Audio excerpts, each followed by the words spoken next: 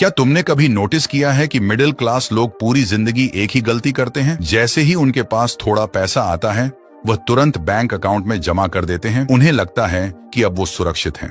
2 लाख रुपए, 5 लाख रुपए, 10 लाख रुपए बस अकाउंट में पड़े रहने दो। उन्हें लगता है कि बैंक में रखा पैसा बढ़ रहा है, लेकिन सच तो यह है कि बैंक में रखा पैसा अक्सर बढ़ नहीं रहा होता, बल्कि धीरे धीरे अपनी कीमत खो रहा होता है।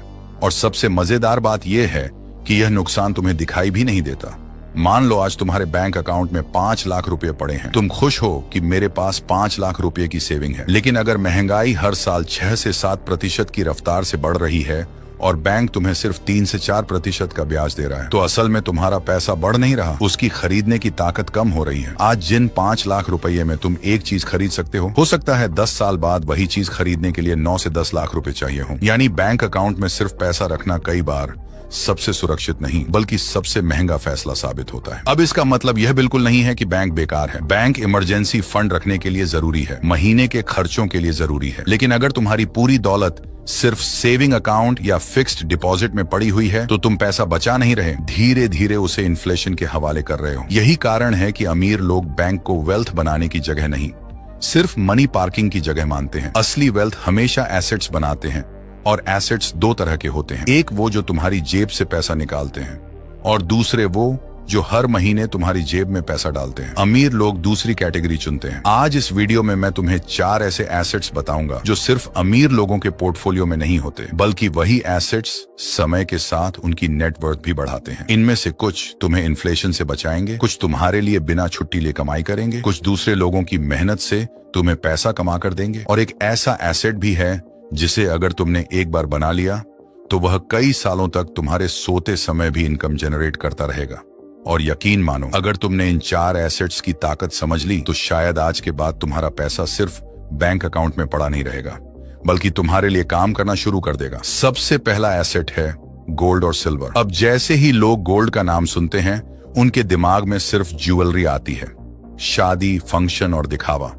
लेकिन अमीर लोग गोल्ड को गहनों की तरह नहीं, इंश्योरेंस की तरह खरीदते हैं, क्योंकि इतिहास गवाह है जब जब इकोनॉमी में बड़ी परेशानी आई, जब करेंसी कमजोर हुई, जब इन्फ्लेशन तेजी से बढ़ा, तब गोल्ड ने अपनी वैल्यू को काफी हद तक बनाए रखा। यही कारण है कि दुनिया के बड़े बड़े सेंट्रल बैंक्स भी गोल्ड खरीदते हैं। अगर गोल्ड सिर्फ गहना होता तो देशों के सेंट्रल बैंक्स अरबों रुपए का गोल्ड कभी नहीं खरीदते। अब इसका मतलब ये नहीं है कि अपनी पूरी सेविंग उठाकर गोल्ड में डाल दो, बिल्कुल नहीं। गोल्ड का काम तुम्हें करोड़पति बनाना नहीं है, गोल्ड का काम तुम्हारी खरीदी हुई दौलत को बचाना है। इसे वेल्थ प्रोटेक्शन एसेट कहते हैं।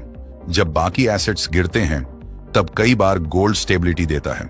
इसलिए समझदार इन्वेस्टर्स अपने पोर्टफोलियो का एक छोटा हिस्सा गोल्ड या सिल्वर जैसे प्रेशियस मेटल्स में रखते हैं। आज के समय में फिजिकल गोल्ड के अलावा गोल्ड ETF या दूसरे गोल्ड इन्वेस्टमेंट ऑप्शंस भी मौजूद हैं, जिससे स्टोरेज और सिक्योरिटी की परेशानी भी कम हो जाती है। याद रखना, गोल्ड तेजी से अमीर नहीं बनाता, लेकिन कई बार गरीब होने से जरूर बचा लेता है। अब बात करते हैं दूसरे एसेट की, और यही वह एसेट है जिसके बारे में मिडिल क्लास सबसे कम सोचता है।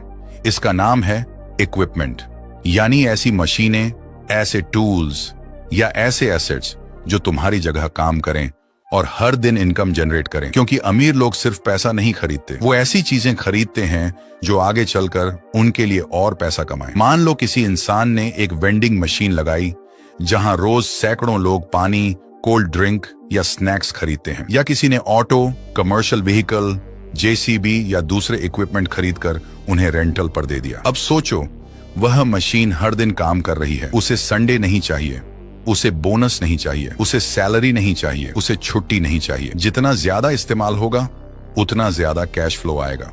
यही वजह है कि दुनिया के कई बिजनेस ओनर्स पहले लग्जरी कार नहीं खरीदते, बल्कि ऐसी मशीन्स खरीदते हैं जो आगे चलकर उनकी लग्जरी कार खरीद दें। यही फर्क मिडिल क्लास और रिच माइंडसेट में होता है। मिडिल क्लास अपनी पहली बड़ी सेविंग से आईफोन खरीदता है, महंगी बाइक खरीदता है, या ऐसी चीजें खरीदता है जिनकी वैल्यू हर साल घटती जाती है। जबकि रिच माइंडसेट वाला इंसान पहले ऐसा एसेट खरीदता है जो हर महीने उसके बैंक अकाउंट में पैसा भेजे, क्योंकि उसे पता है पहले इनकम पैदा करनी है, उसके बाद लाइफस्टाइल अपने आप अपग्रेड हो जाएगी।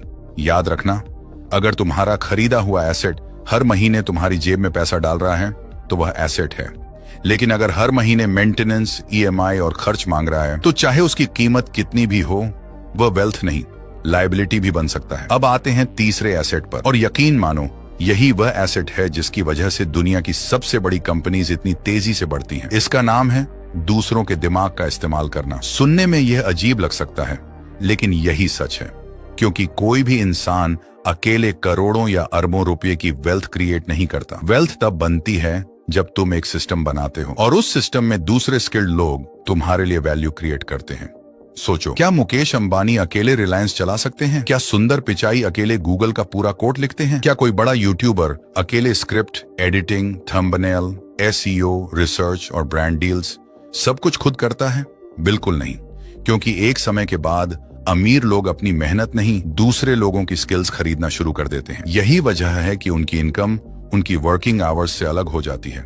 मिडिल क्लास इंसान सोचता है, मैं सब कुछ खुद कर लूंगा, पैसे बच जाएंगे।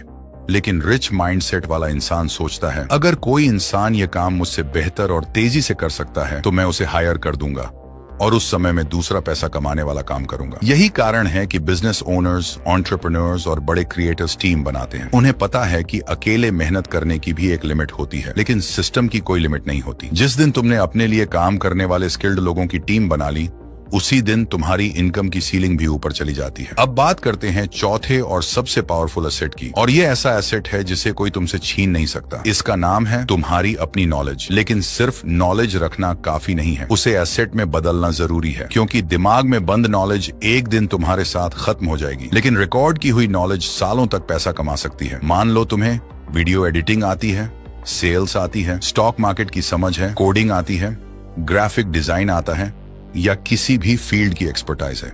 अगर तुम उसे सिर्फ जॉब में इस्तेमाल कर रहे हो तो तुम अपना टाइम बेच रहे हो।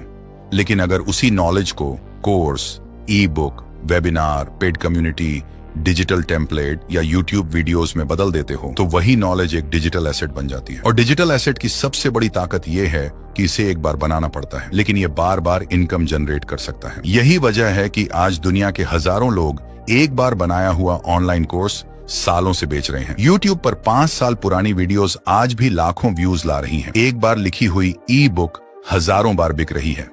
एक बार बनाया गया टेम्पलेट बार बार डाउनलोड हो रहा है। यानी एक बार मेहनत, लेकिन इनकम बार बार। यही स्मार्ट वेल्थ क्रिएशन है। अब जरा अपनी जिंदगी को देखो। तुम्हारे बैंक अकाउंट में पड़ा पैसा हर साल कमजोर हो रहा है, लेकिन अगर वही पैसा ऐसे एसेट्स खरीदने में लग जाए जो तुम्हारे लिए लगातार इनकम बनाते रहे, तो कुछ साल बाद तस्वीर पूरी तरह बदल सकती है। और यही फर्क होता है सेविंग और वेल्थ क्रिएशन में। सेविंग तुम्हें सुरक्षित रखती है, लेकिन एसेट्स तुम्हें फाइनेंशियल फ्रीडम देते हैं। अगर तुम सच में फाइनेंशियल फ्रीडम चाहते हो तो सबसे पहले अपना पैसा बैंक अकाउंट में जमा करने की आदत नहीं, एसेट्स खरीदने की आदत बनाओ। बैंक सिर्फ पैसा रखने की जगह है, पैसा बढ़ाने की नहीं। इमरजेंसी फंड के अलावा जितना पैसा लंबे समय तक बैंक में पड़ा रहेगा, उतना ही इन्फ्लेशन धीरे धीरे उसकी असली वैल्यू खाता रहेगा। इसलिए सैलरी आते ही सबसे पहले खुद को पे करो, यानी इनकम का एक हिस्सा सीधे एसेट बनाने में लगाओ।